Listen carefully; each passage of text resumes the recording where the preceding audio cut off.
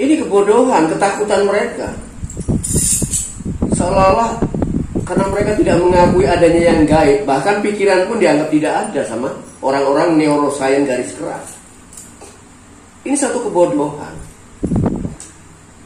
Dan orang-orang semacam ini kadang-kadang lebih dari kiai mampu menjawab semua pertanyaan-pertanyaan. Ada orang yang bertanya, bagaimana menurut neuroscience Tuhan itu gimana? Bagaimana menurut neuroscience bahagia itu bagaimana? Bagaimana menurut saya? Wah, orang-orang neuroscience jadi kiai-kiai sekarang. Mampu menjawab semua pertanyaan. Menurut neuroscience Tuhan tuh nggak ada. Menurut neuroscience orang bahagia tuh karena sudah ada di otaknya di sini. Semua otak di sini sudah ada otak kebahagiaan. Semua yang diinginkan dan dilakukan manusia semuanya ada di otaknya. Nah, otak itu menjadi sumber segalanya. Dan sekarang orang sedang mengalami kebodohan atas nama ilmu pengetahuan.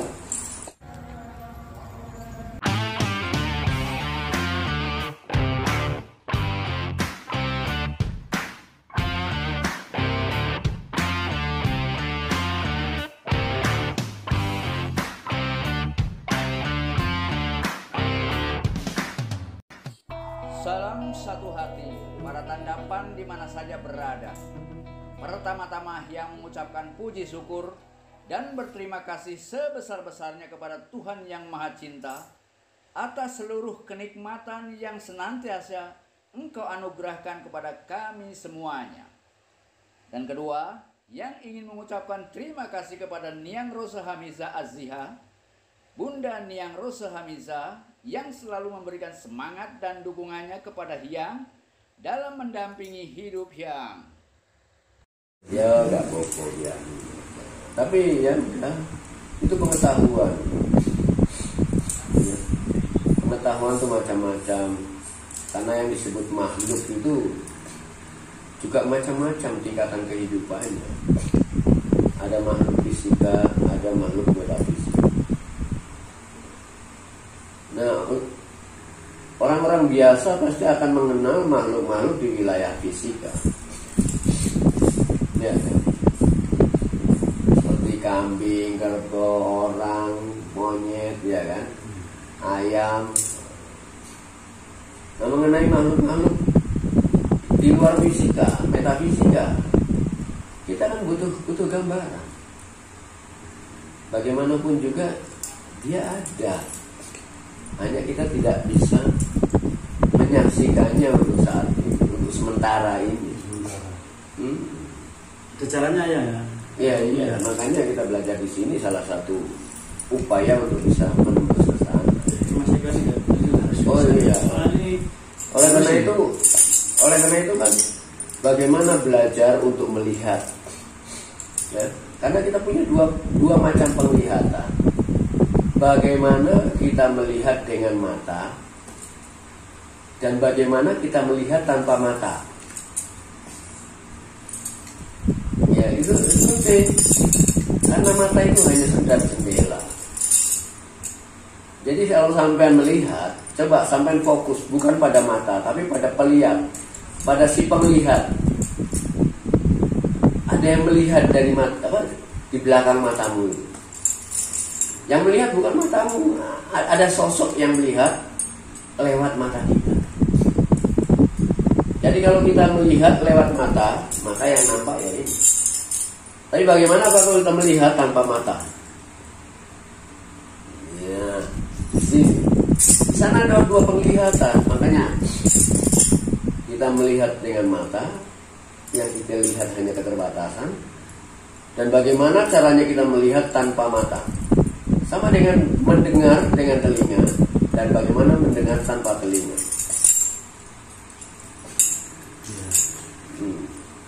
Karena yang melihat siapa? Yang menggunakan telinga siapa? Yang menggunakan mata siapa? Ini harus dipahami.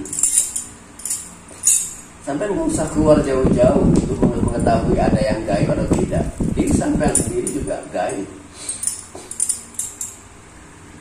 Cuma sampai belum memahami bahwa diri sampean yang gaib inilah yang ada di dalam diri sampean, ada di dalam tubuh sampean. Dia melihat keluar lewat mata, mendengar keluar lewat telinga. Panca indera ini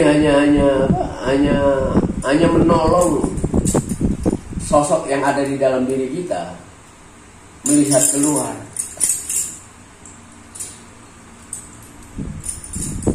Makanya kalau kita belajar di tanda baik, kita belajar juga meditasi. Pada saat kita melihat, coba berlatih untuk bedakan antara mata dengan yang melihat, antara telinga dengan yang mendengar. Ini yang mendengar telingaku atau si pendengar murni itu.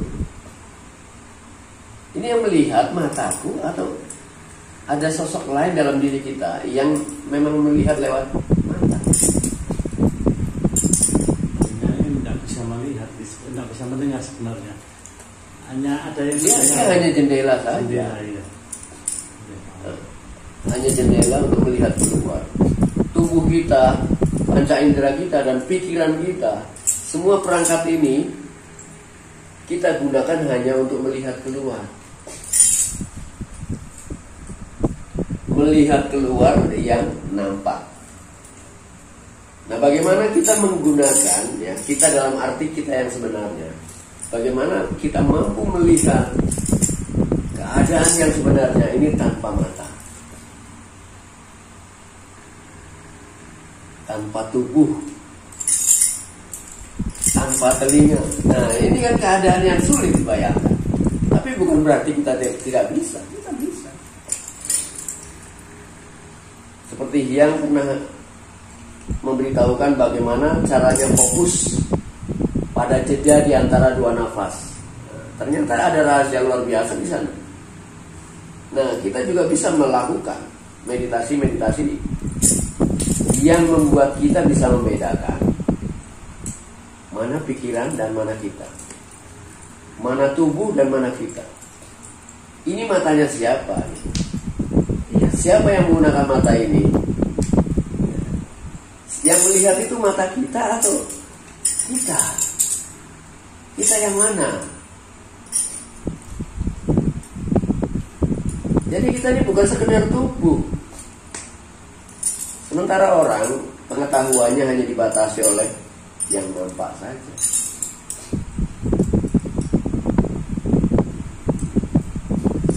Jadi nggak ada salahnya ya untuk hal-hal yang bersifat metafisik. Ya kita dengarkan pengalamannya orang-orang yang sudah melampaui alam metafisika. Seperti misalnya Nabi Muhammad, Tuhan Yesus, Abraham, Siddhartha Gautama, Krishna Dewa, atau Lao Tse. Mereka semua adalah orang-orang yang sudah mengenal dan mampu menjadi diri sejatinya sendiri. Mereka adalah orang-orang yang sudah mengalami kebenaran Tuhan, memasuki alam Tuhan yang sebenarnya, sehingga mereka mendapat gelar sebagai awatara, Mesias, Nabi, Rasul, ataupun Buddha. Begitu pula sampai nanti kalau sudah melampaui ke alam metafisika, sampai punya pengetahuan dan pengalaman, mungkin untuk memberi nama pengetahuan-pengetahuan yang sampean dapatkan ketika sampean menembus ke wilayah metafisika, mungkin sampean bisa memberi nama sendiri atau sampean bisa mereka-reka. Oh, ini mungkin yang disebut malaikat ya. Oh, ini mungkin yang disebut iblis. Oh, ini ya mungkin yang disebut Di situ harus ketemu. Karena kita melihat sendiri. Bukan katanya. Ya? Bukan katanya. Makanya kita jangan tertutup. Jangan tertutup untuk tidak percaya. Biarkan mengalir. Jangan membuat kesimpulan apa-apa. Karena banyak pengetahuan yang masih tersembunyi. Nanti nggak boleh menyimpulkan ya? Tidak boleh. Harus tahu sendiri. Iya, mengalir. Cari. Biar tahu sendiri. Bisa menyaksikan. Harus Jangan. menyaksikan sendiri. Berarti nggak boleh sama sekali menyimpulkan apa. Jangan menyimpulkan apa-apa. Kita menyimpulkan. Karena hampir setiap orang selalu mudah terpicu membuat penyimpulan-penyimpulan terbatas sesudah menjumpai premis-premis yang terbatas yang baru diketahuinya. Apalagi jika penyimpulan ini dilakukan oleh seorang saintis yang bisa berdampak menyesatkan banyak pihak.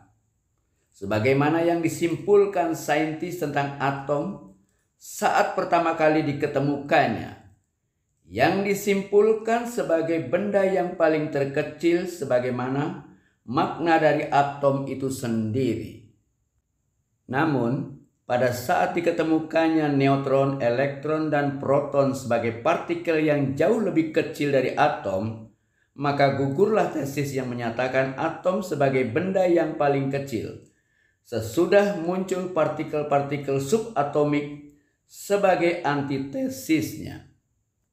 Oleh karena dari pengalaman inilah, maka semua penemuan ilmiah tesisnya tidak bisa disebut absolut. Karena perjalanan silogistik masih berlangsung terus. Proses pencarian terus berjalan, maka tidak ada kesimpulan absolut. Ada proses silogistik dalam perjalanan ilmu pengetahuan saintifik. Kita menyimpulkan apa yang tidak kita ketahui itu sama dengan kita udah membatasi diri. Jadi ini yang sering saya lakukan dulu ya. Sama dengan kita membatasi diri. Padahal alam yang begitu luas, ya. Contoh aja, kayak alam semesta ini. Dulu orang menyangka alam semesta ini hanya sekedar bumi. Makin lama, makin ditemukan, ternyata bukan hanya bumi, tapi planet-planet. Ya kan? Bahkan kemudian ketika ada astronot turun di bulan, banyak orang-orang agama yang marah-marah. Kok bisa itu? Itu kan kerajaan Tuhan. Kan benda-benda di langit seolah-olah kan benda-benda apa? Benda-benda surga. Jadi banyak orang Islam yang marah juga. Nggak mungkin itu. Itu kan alamnya Tuhan. Nggak mungkin diinjak-injak sama orang Amerika yang nggak kenal Tuhan. Yang katanya itu.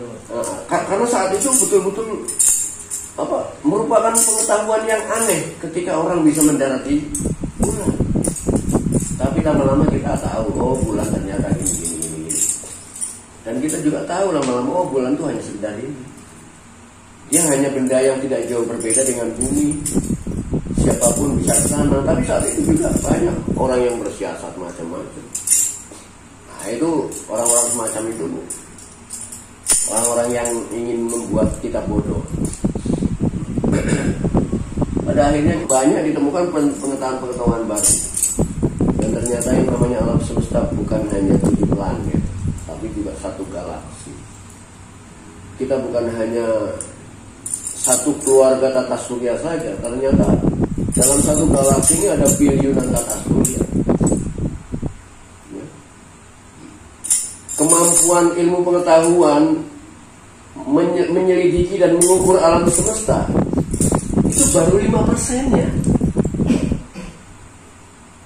Baru 5%-nya yang ditemukan, yang dibicarakan di buku-buku itu baru 5% dari kenyataan alam semesta yang. Jadi 95% belum diketahui. Apalagi Tuhan. Wah, alam semestanya saja baru 5% yang diketahui.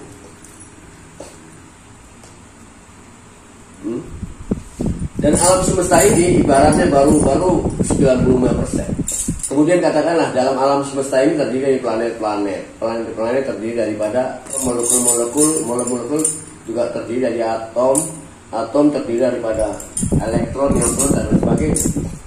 Dan ternyata yang disebut dengan elektron, atom-atom tadi 95% itu kosong. Artinya mata kita nggak melihat apa-apa. Bukan berarti dia kosong. Ada zat yang halus. Sampai-sampai orang mengatakan bahwa ini mungkin zat Tuhan. Ya salah. Kalau Tuhan menempati salah satu ruangan saja, berarti Tuhan nggak maha kuasa. Dia hanya menempati satu kamar. Tuhan itu meliputi semuanya, yang padat maupun yang tidak padat. yang berisi maupun yang kosong. Sehingga orang-orang mengatakan ini ada apa? Ada sel Tuhan. Bahkan ada yang mengatakan ini partikel Tuhan. Loh. Kok Tuhan itu dianggapnya hanya seperti partikel yang menempati. Tuhan ini meliputi seluruh partikel yang ada di alam semesta. Dia bukan partikel, dia meliputi seluruh partikel. Tapi orang-orang seringkali bikin gaduh dengan istilah-istilah di partikel Tuhan. Ada yang bilang dengan God spot dan lain sebagainya. Ini kan kata-kata yang hanya pembodohan. Seolah-olah Tuhan itu hanya bisa di kotak-kotak kecil dan bisa diukur. Alam semesta saja baru 5% yang mereka ketahui. Mereka sudah mampu mengetahui bahwa luasnya alam semesta sekian. Tapi yang baru nampak 5%, yang baru diketahui 5%. Bagaimana yang nggak nampak, gitu kan? Artinya yang gaib. Yang 95% itu bukan gaib dalam artian dia seperti setan, gitu. Dia hanya jauh. Sama seperti Amerika ya. Bagi kita Amerika itu gaib, tapi dia ada. Hanya karena jauh jadi nggak nampak. Nah, alam semesta yang nggak nampak itu bukan karena gaib, karena dia jauh. Nah, pengetahuan manusia tentang alam semesta baru 5%. 95% yang belum diketahui. Lalu di mana kehebatan ilmu pengetahuan? Kalau kita membanggakan ilmu pengetahuan itu berjalan sangat lambat. Dalam spiritualitas mampu menembusnya. Berarti logika itu sebenarnya juga lambat ya? Ya, logika lambat. Makanya tinggal tergantung logika yang kita pakai. Logika apa? Kan logika itu ada logika praktis, ya. Ada logika filosofis, ada logika epistemologis, ada logika ontologis. Kalau logikanya logika praktis, itu logika praktis itu ya binatang tahu. Kalau logikanya orang-orang beragama, orang-orang yang percaya Tuhan atau tidak, yang dipakai logika filosofis. Jadi yang dipakai itu logika filosofis. Misalnya adanya ciptaan pasti ada pencipta. Itu logika filosofis. Sedangkan Tuhan sendiri ya. Kalau kita menggunakan logika filosofis adalah logika yang paling mudah dipahami oleh orang-orang yang masih baru di tingkat percaya. Makanya di tingkat ini ada yang percaya Tuhan dan ada yang tidak percaya Tuhan. Dan Tuhan yang dipercaya pun masih berbeda-beda namanya, berbeda-beda sebutannya. Nah, sedangkan logika yang lebih tinggi ya logika ontologis, meta ontologis. Karena di dalam logika ini kita sudah berbicara tentang ada. Ada yang selalu ada. Nah, di sini kita berbicara tentang substansi dan aksidensi. Ya. Jadi kita harus terbuka. Jangan menganggap bahwa yang tidak nampak itu tidak ada. Bahkan yang nampak belum tentu ada. Ya. Yang nampak belum tentu ada. Dan yang nampak ini bahkan adanya sementara. Iya, masuk. Ya. Coba yang nampak-nampak ini siapa? Rumah ini coba. Kira-kira rumah ini dibangun tahun berapa? Kalau rumah ini dibangun tahun 45, berarti sebelum 45 nggak ada dia. Dan sementara. Kita lahir tahun berapa? Berarti sebelum tahun itu kita nggak ada. Dan kita akan kembali lagi nggak ada. Sementara kan? Dan semua yang nampak sementara semua. Di antara yang sementara ada yang tidak sementara. Di antara yang tidak kekal ada yang kekal. Di antara ada yang untuk dilahirkan dan ada yang mengalami kelahiran dan kematian, ada yang tidak mengalami kelahiran dan tidak mengalami kematian. Itu logika filosofis. Itu logika ontologis.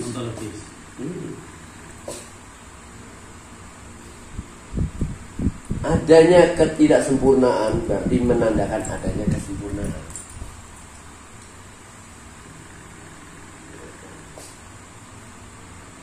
Bahkan kalau kita melihatnya secara ontologis, logika yang mengatakan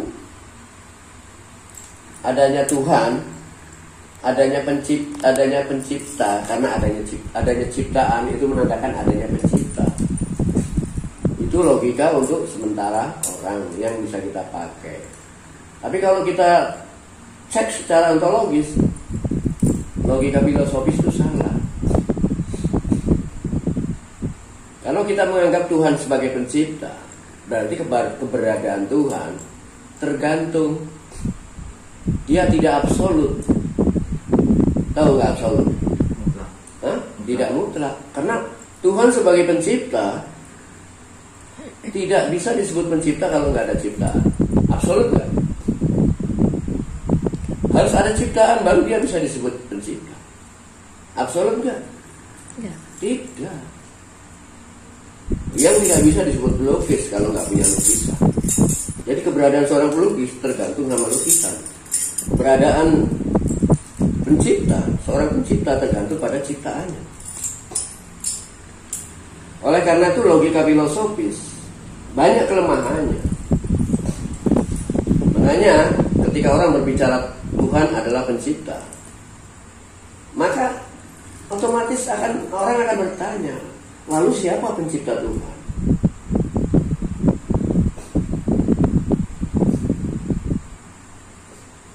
Karena kalau dalam ontologis tidak ada cipta mencipta di sana.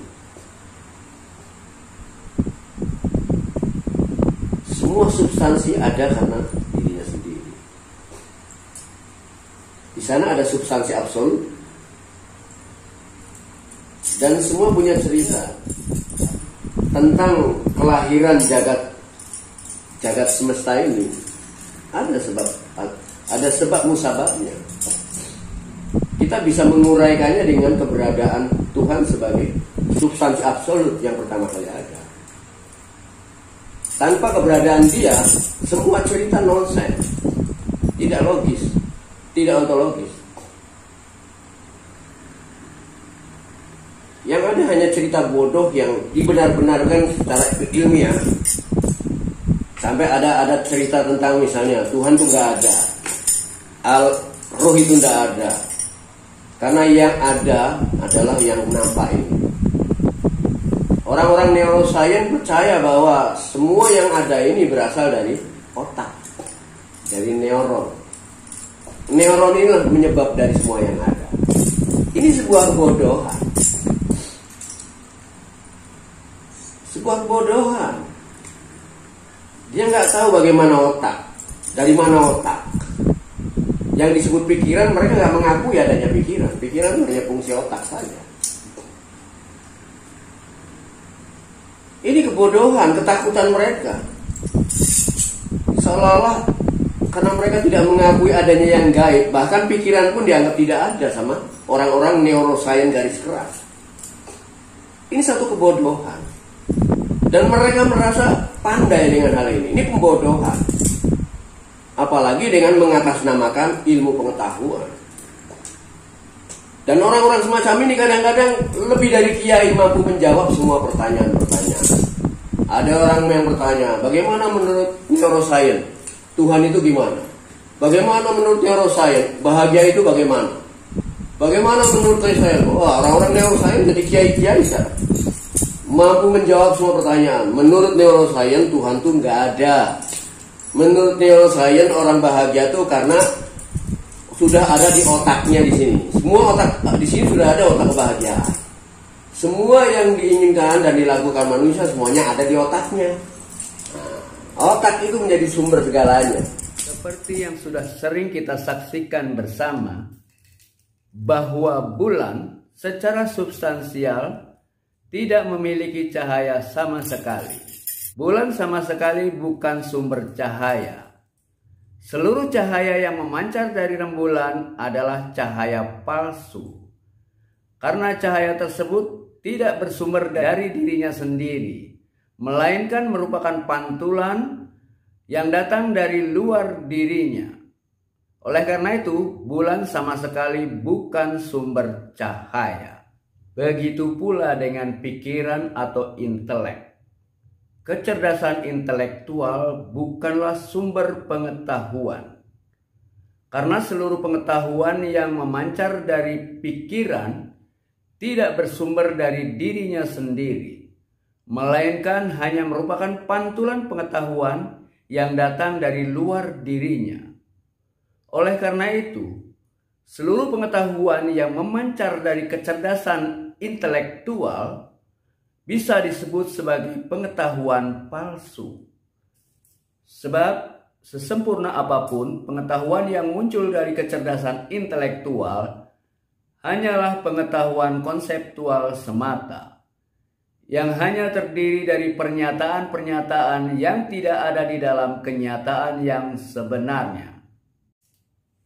Karena kecerdasan intelektual atau pikiran hanyalah sebuah mesin psikomekanik yang kosong yang berpijak pada otak manusia yang tidak memiliki pengetahuan apapun sebelum ditanamkan data-data pengetahuan-pengetahuan tertentu ke dalam memori di otaknya. Jadi, otak manusia sama sekali bukan merupakan sumber segalanya. Otak manusia bukan merupakan sumber pengetahuan apapun sebelum diisi data-data pengetahuan-pengetahuan tertentu ke dalam memorinya.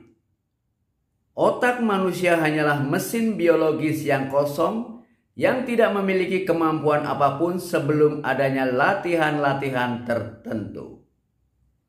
Jadi bullshit kalau ada yang mengatakan bahwa otak manusia adalah sumber segalanya.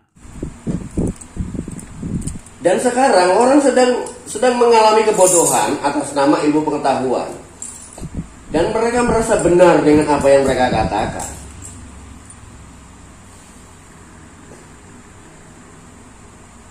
Mereka tidak memahami bahwa otak itu sudah ada pada sel-sel. Pada setiap sel sudah ada otak itu, tapi bentuknya bukan lagi sebagai otak, tapi sebagai membran. Kemudian dia berevolusi pada setiap bentuk kolaborasi yang mereka lewati. Terus berkembang pada setiap zaman, pada setiap kolaborasi yang dilakukan oleh sel-sel yang berkolaborasi. Bentuk komunikasinya, bentuk organisasinya terus berkembang sampai terbentuk menjadi sosok manusia. Ini bentuk evolusi tertinggi manusia itu. Dan membran yang ada di sel-sel tadi menyatu, membuat organisasi yang lebih memadai, lebih terperinci, lebih sistematik, lebih cerdas. Tubuh kita ini merupakan bentuk organisasi yang luar biasa. Kita bisa belajar dari sel. Perjalanan kita sebagai manusia bisa kita telusuri mulai dari sel pertama, sel tunggal. Bagaimana otak kita bisa belajar dari otaknya sel. Jadi kalau kita belajar hanya sepenggal di masalah neuroscience dan kita tidak belajar di wilayah lainnya, masih banyak disiplin-disiplin ilmu lainnya yang harus kita rangkul semuanya. Kita pelajari satu persatu. Kalau hanya satu saja, maka dia akan menganggap ilmu ini yang paling hebat, ilmu ini yang paling benar. Dan dia akan berani menjudge, menganggap ilmu-ilmu yang lain mentah.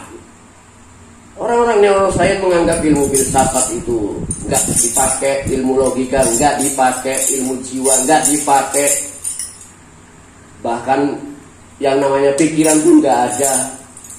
Pikiran itu hanya dianggap sebagai fungsi otak saja. Inilah kebodohan, kebodohan yang dibesar-besarkan.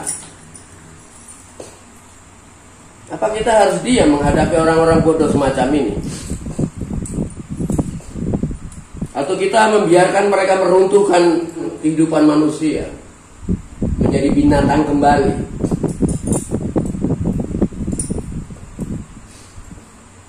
Nah, disinilah. Makanya kalau kita menghadapi orang-orang yang cara berpikirnya terbatas, itu berbahaya. Dia tidak terbuka terhadap yang lain. Nah, ini satu contoh ya kalau yang memberitahukan orang-orang tertentu yang cara berpikirnya seperti itu. Sehingga ilmu pengetahuan yang dimilikinya dia gunakan untuk membela keyakinannya. Seolah-olah ilmu pengetahuan itu nggak jauh beda dari keyakinannya. Kemudian semakin berkembanglah pengetahuan-pengetahuan yang muncul dari orang-orang yang juga nggak percaya dengan adanya substansi absolut. Ya, substansi absolut. Kita bisa menyebutnya Tuhan, bisa menyebutnya dengan sebutan apapun, nggak jadi masalah. Tuhan itu hanya sebutan bagi orang-orang di tingkat pertama saja. Dia hanya sebutan bagi orang-orang di tingkat pertama saja. Orang-orang ilmu pengetahuan tahu bahwa ada ruang-ruang yang tidak mampu mereka selidiki, dan mereka tahu. Tapi mereka yang memang percaya pada Tuhan akan membicarakannya. Tapi bagi mereka yang tidak, menyembunyikannya ini.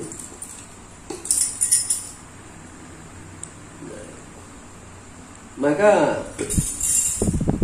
ya memang masalah percaya Tuhan dan tidak percaya Tuhan itu urusan mereka masing-masing. Tapi masalahnya mereka berusaha untuk menularkan keyakinannya pada yang lain. Berarti kita punya hak juga untuk mengatakan yang sebenar, siapapun juga. Kalau mereka punya keyakinan nggak percaya Tuhan, dia simpen saja dalam hatinya, nggak jadi masalah. Tapi ketika dia mulai menularkan kebodohannya pada yang lain, ya kita tidak bisa tinggal diam. Ya.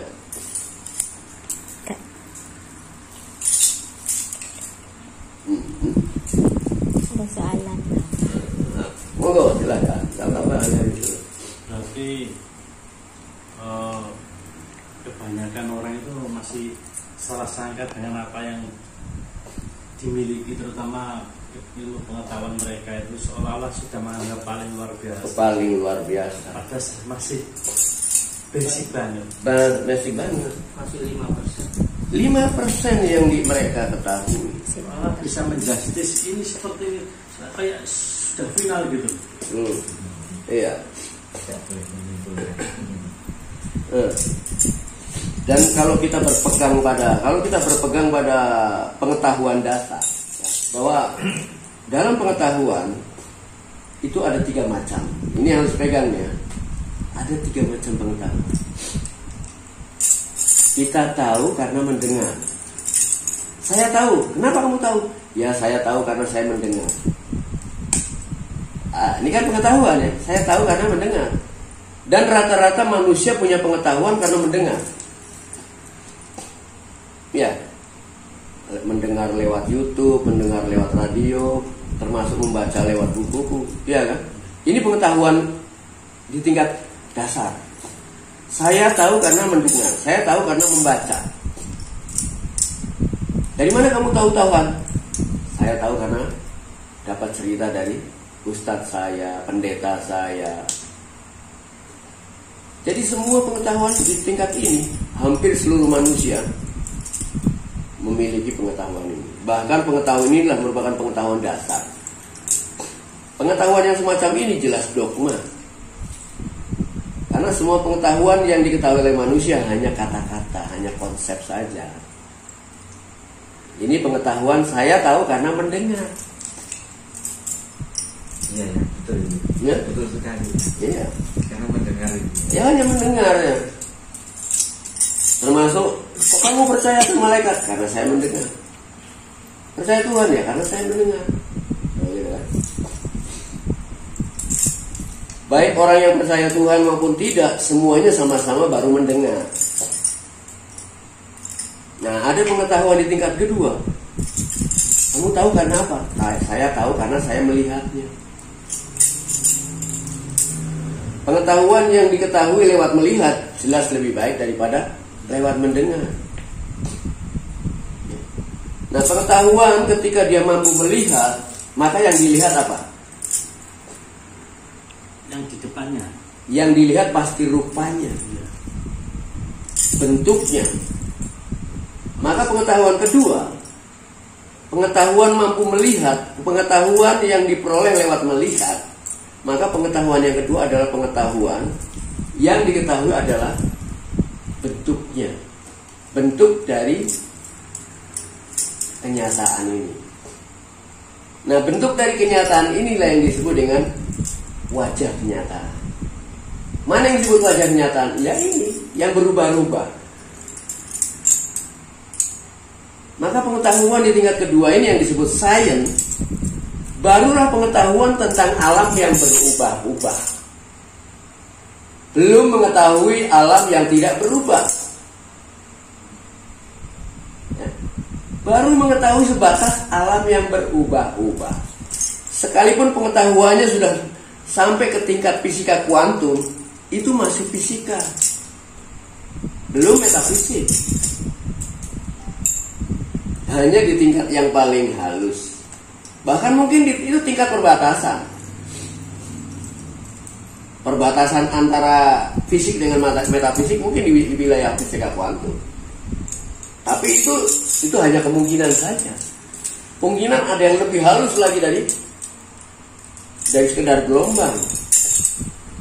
Karena di wilayah fisika kuantum kita masih berbicara tentang partikel dan gelombang. Ya, di partikel dan gelombang ada alam yang mungkin lebih halus. Tolong pegangin, Pak. Ya. Ada alam yang lebih halus lagi dari gelombang. Kalau alam yang kita tempati ini kita sebut sebagai alam yang terdiri dari partikel dan gelombang. Tapi yang nampak ini namanya partikel. Yang gelombang itu tidak nampak. Ya, otak kita ini bergelombang. Kita menggunakan handphone dan lain sebagainya menggunakan kemampuan menggunakan energi gelombang. Ya. Fisika kuantum baru berbicara tentang partikel dan gelombang. Bahkan dalam fisika kuantum, partikel dan gelombang ini menjadi satu. Menjadi satu dia. Dan semua orang nggak tahu dalam kesatuannya tadi, nggak tahu. Dia hanya tahu ketika keluar dia jadi partikel. Tapi bukan berarti partikel melulu, di dalamnya ada gelombang. Jadi bagaimanapun juga fisika kuantum adalah merupakan puncak pengetahuan yang dicapai di zaman ini. Tapi itu masih berbicara tentang fisika. Belum alam yang disebut alam non-fisika. Apalagi alam Tuhan. Jadi masih sangat terbatas. Ya. Jadi pengetahuan yang kedua yaitu aku tahu karena melihat. Maka pengetahuan kedua adalah pengetahuan yang bisa dicapai oleh penglihatan adalah rupa, bentuk, atau kenyataan eksternal. Kita bisa menyebutnya sebagai kenyataan eksternal. Tapi pengetahuan yang dicapai oleh penglihatan itu lebih baik daripada pengetahuan yang dicapai oleh pendengaran. Ya. Tapi apa yang dicapai oleh penglihatan barulah realitas eksternal yang masih berubah-ubah. Belum realitas yang sebenarnya, belum kenyataan yang sebenarnya yang kekal abadi. Nah, pengetahuan yang ketiga adalah pengetahuan di mana aku tahu karena aku mengalaminya. Ini baru pengetahuan hakiki. Dia tahu karena mengalami. Makanya yang selalu menggunakan perumpamaan. Kalau pengetahuan pertama mungkin orang baru mendengar namanya api, ya kan? Oh, api itu begini. Cerita sehebat apapun, ketika api itu belum ditemukan, mungkin api dianggapnya dewa. Mungkin cerita tentang api pun nggak ada. Ya, api ini merupakan penemuan pertama manusia. Sebelum diketemukan api, orang mungkin makannya masih terbatas. Begitu binatang yang dimakan dibunuh itu busuk, ya dibuang. Tapi begitu dia ditemukan api, ternyata makanan-makanan itu bisa lebih diawetkan dengan api. Dan dia bisa hidup lebih panjang. Malam hari dia bisa hidup karena ada api. Bisa bikin api unggun, apa? Unggun. Api unggun ya. Bisa bikin cuplak, ya kan? Dan makanan bisa dimasak jadi usianya lebih panjang dengan adanya api. Dan dengan adanya api, kehidupan manusia lebih panjang. Dia bisa diteruskan sampai malam. Gitu. Nah, jadi pengetahuan tentang api yang awalnya hanya dengar namanya, belum melihat barangnya. Nah, sedangkan pengetahuan kedua baru lihat rupanya. Nah, melihat rupanya api, ini bisa tersesat. Maka pengetahuan yang kedua ini lewat mata bisa menyesatkan. Yang kedua aja bisa menyesatkan, apalagi pengetahuan pertama yang dari mendengar. Ya. Karena apapun yang kita lihat baru rupanya, baru bentuknya. Belum tentu isinya sama seperti bentuknya. Misalnya kalau bentuknya duren, isinya kan harus duren. Bisa saja bentuknya sama-sama duren, tapi ternyata dia hanya patung duren yang lebih sempurna dari duren. Gimana? Tertipu kan?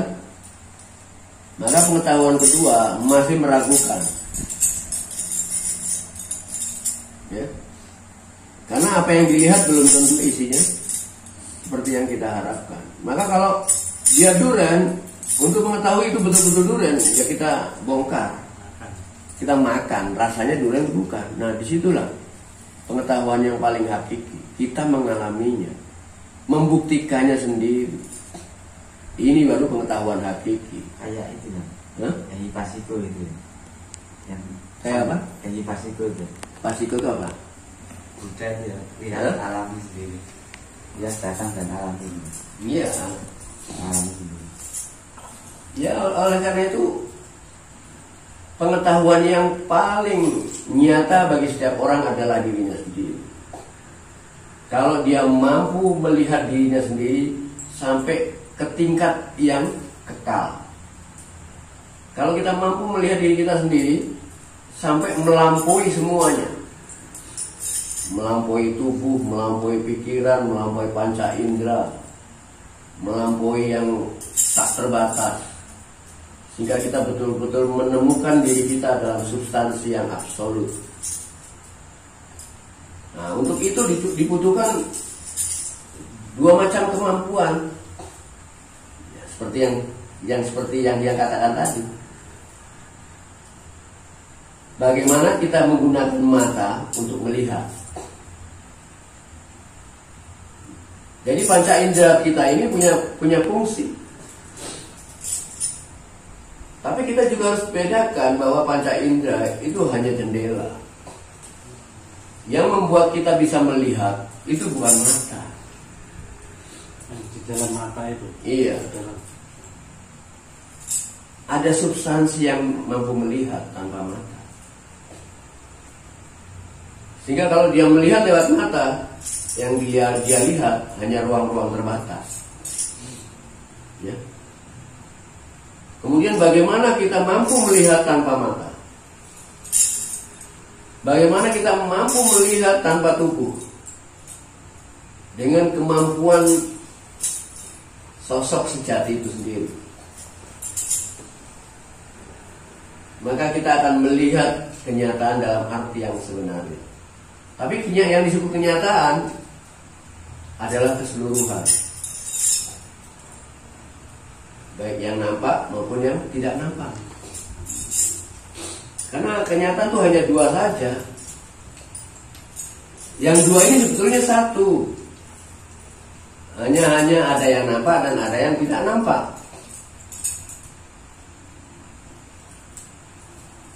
Ada apa? Ada pinggir, ada tengah. Yang tengah pasti tidak nampak. Yang pusat pasti tidak nampak. Ya di situ aja.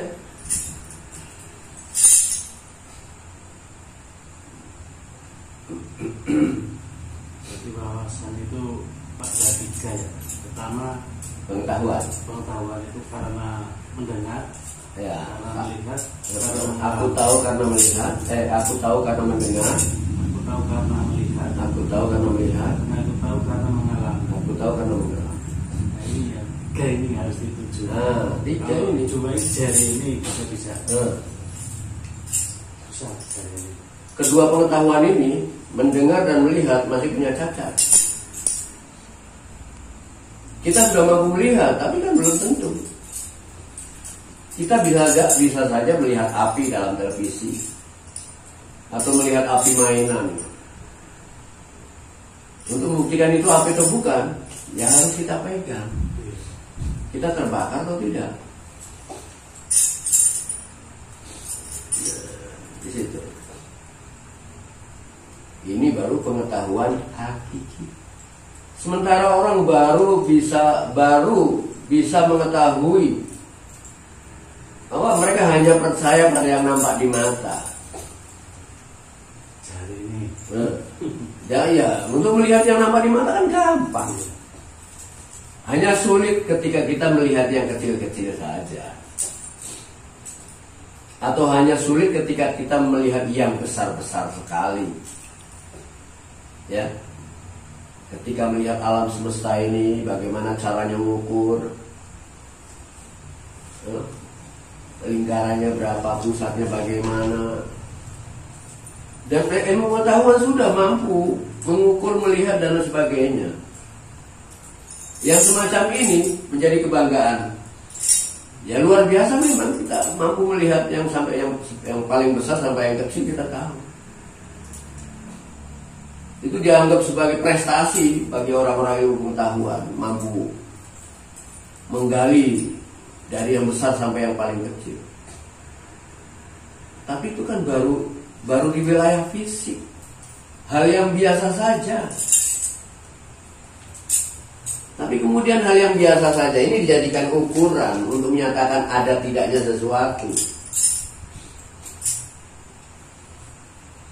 Bahwa kalau dia ada, harus bisa dilihat. Kalau nggak bisa dilihat, berarti tidak ada. Itu pengetahuan empiris kayak gitu.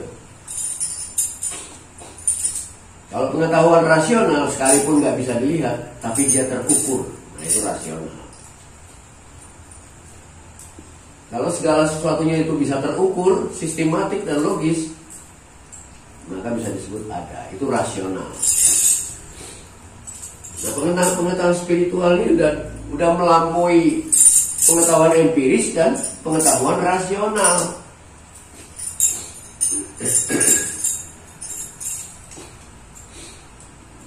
Ya untuk membuktikannya ya harus ngalami sendiri. Gitu. Apa sudah ada orang yang membuktikan? Sudah ada. Kalau ada orang yang sudah bisa membuktikannya, apa dia bisa menunjukkannya pada orang yang belum bisa? Bagaimana kita bisa menunjukkan kopi ini manis kalau dia nggak pernah minum kopi yang saya minum? Iya, hanya jari ini. Maka dia sendiri yang harus mengalami.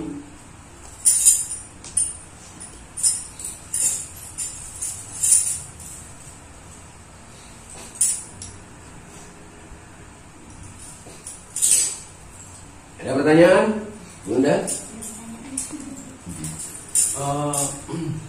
Untuk menempuh alam metafisika itu apa perlu itu ya?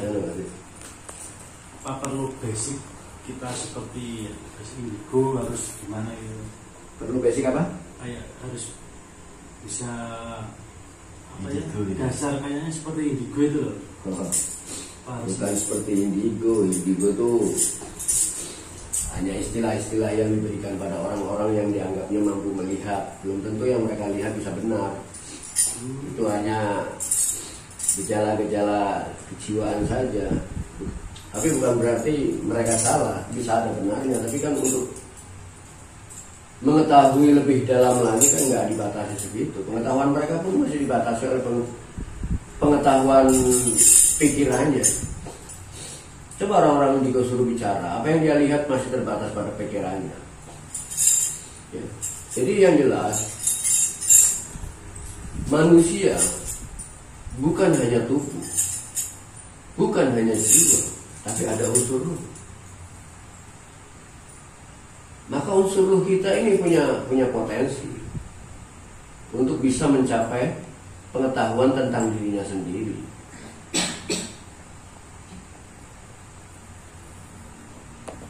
Hanya persoalannya kan, banyak manusia yang belum sadar sebagai ruhnya.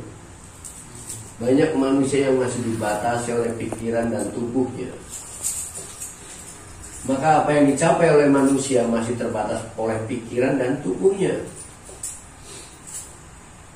Berarti teorinya itu nanti manusia kalau memang sudah sadar itu berarti dia merasa bahwa dia itu ruh gitu ya. Sebetulnya para nabi, para rasul, para Buddha, mereka sudah mengalami pengalaman ketiga, pengetahuan ketiga yang disebut dengan aku tahu karena mengalaminya.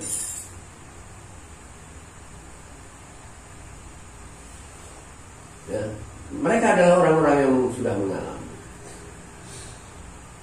Hanya persoalan pengetahuan seperti ini kan pengetahuan yang tidak mudah membuktikannya pada orang-orang, sehingga mereka lebih banyak berdiam dan memberitakannya pada orang-orang yang percaya. Gak percaya bukan urusan. Jadi pengetahuan yang semacam itu sudah banyak yang mengalami. Ribuan orang, tapi bukan berarti setiap zaman ada ribuan, tidak. Setiap zaman mungkin hanya 1-2 orang.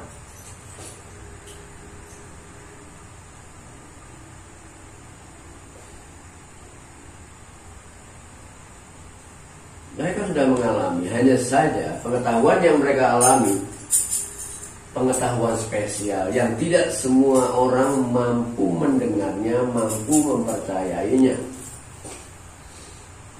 Oh, yang mengalami sendiri kadang-kadang ya sulit percaya juga apa benar gitu. Iya ya. Tapi dengan banyak bukti yang dialami terus-menerus setiap hari yang dia lakukan, maka mau nggak mau dia harus percaya. Kayak saya itu kan waktu musim-musim hujan ini ya. Tapi belum pernah meleset tuh ketika saya tuh ngomong terang lancar, pasti kok malah saya pulang tuh terang, balik lagi terus hujan. Tapi saya nggak berani ngomong sama orang itu menyatakan kayak pamer itu. Kalau tapi nggak sama istri saya juga nggak ngomong apa-apa. Tapi nggak perlu ngomong. Yang penting kita sudah bisa membuktikan kayak keajaiban itu. Itu kan anak saya kan hujan terus, nanti saya hujan Pak. Iya, papa pulang loh terang. Wah, anak dan modal deras sekali. Waktu beli gado-gado, saya pulang loh terang. Saya sampai. Tapi kalau saya ngomong sama orang, ya pasti saya ditertawa. Saya kalau tidak nggak berani ngomong. Diam aja ya. Iya, seperti itulah pengalaman-pengalaman kita tentang kenyataan, tentang kejadian-kejadian yang terjadi di alam kenyataan. Padahal kejadian-kejadian tentang hujan segala macam itu hal-hal yang kecil ya. Ya ada cuma melatih sama nggak sampai basah sampai ke Doaja itu.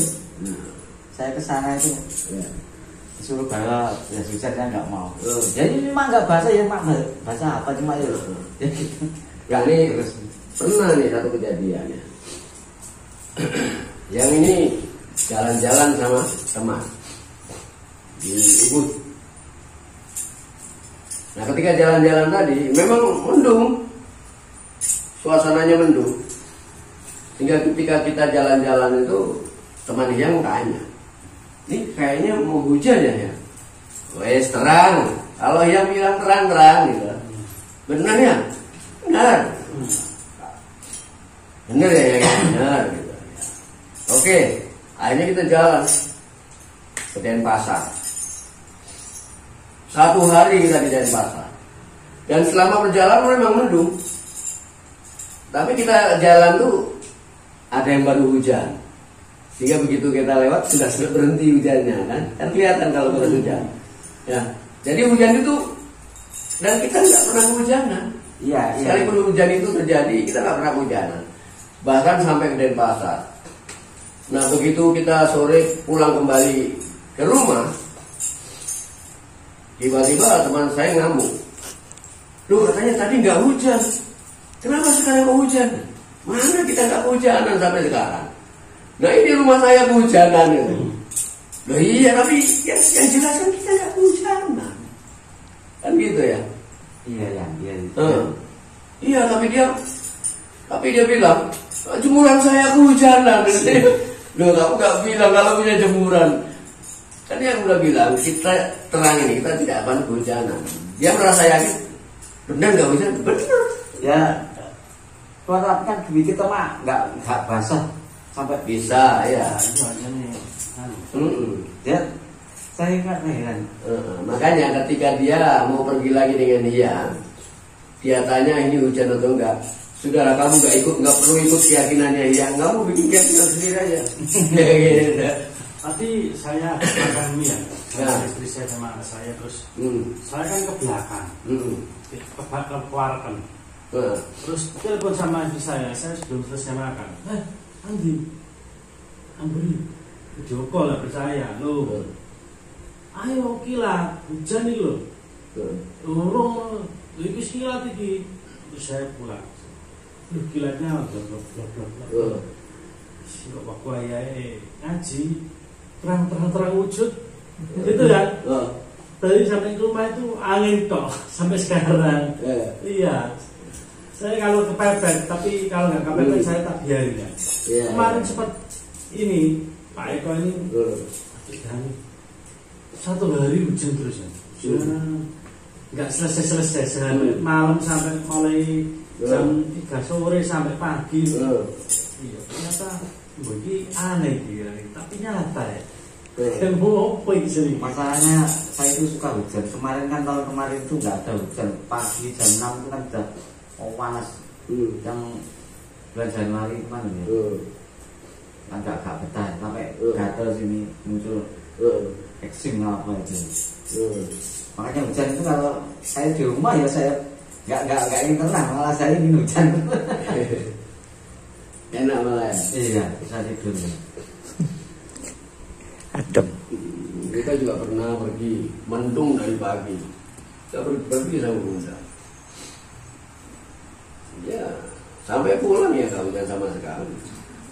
Padahal mendungnya udah kebat-kebit. Jadi saya sering membuat kebetulan ini kan waktu hujan-hujan gitu. Sering saya. Kalau iya waktu kepepet, kalau nggak kepepet juga. Ya. Memang kenyataannya ya seperti itu, real.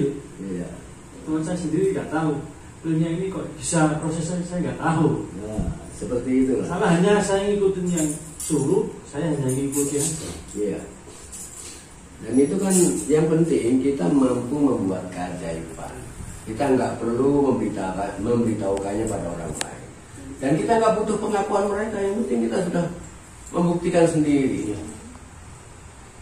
Buat apa? Nanti kalau kita bikin pengakuan malah kita disuruh minta hentikan hujan.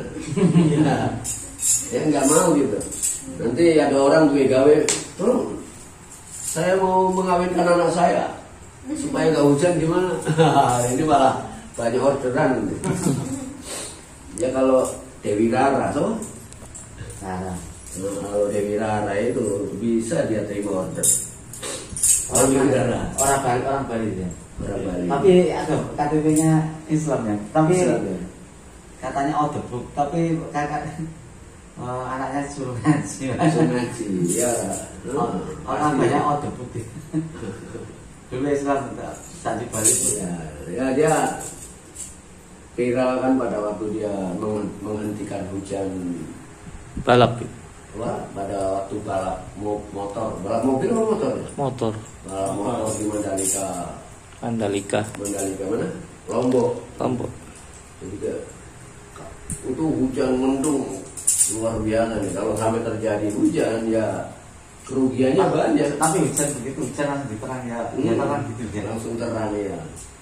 Wah banyak yang. Tapi itu apa itu prosesnya ribet, ritualnya ribet. Kalau ini kan jam 11.4 Ya mungkin udah dulu lagi. oke